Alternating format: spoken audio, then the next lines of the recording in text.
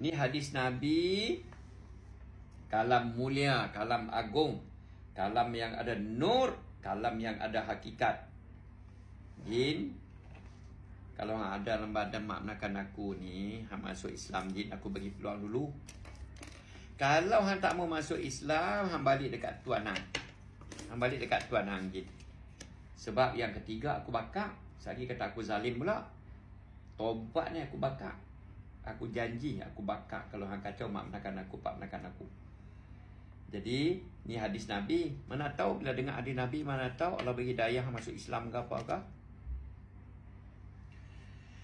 Sayyidina Amru bin Abbasah radhiyallahu anhu meriwayatkan bahawa beliau telah bertanyakan Nabi sallallahu alaihi wasallam, iman yang manakah paling afdal?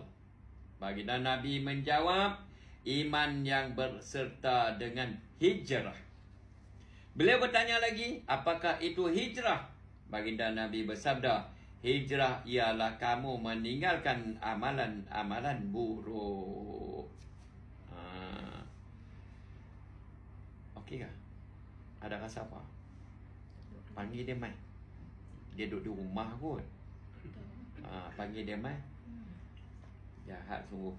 Sayyidina Sufyan bin Abdullah Saqafi radhiyallahu anhu berkata, saya telah bertanya kepada Nabi sallallahu alaihi wasallam, wahai Rasulullah, beritahulah kepada saya satu perkara yang lengkap dalam Islam, yang selepas pertanyaan Tuan, saya tidak perlu bertanya tentang hal itu kepada sesiapa pun.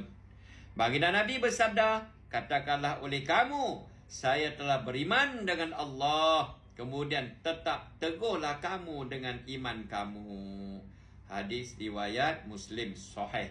Pertamanya, beriman dengan hati terhadap zat dan sifat Allah, dan kemudian beramal dengan hukum hakam Allah dan Rasulnya. Janganlah iman dan amal ini untuk sementara, bahkan hendaklah istiqamah, tetap teguh di atasnya.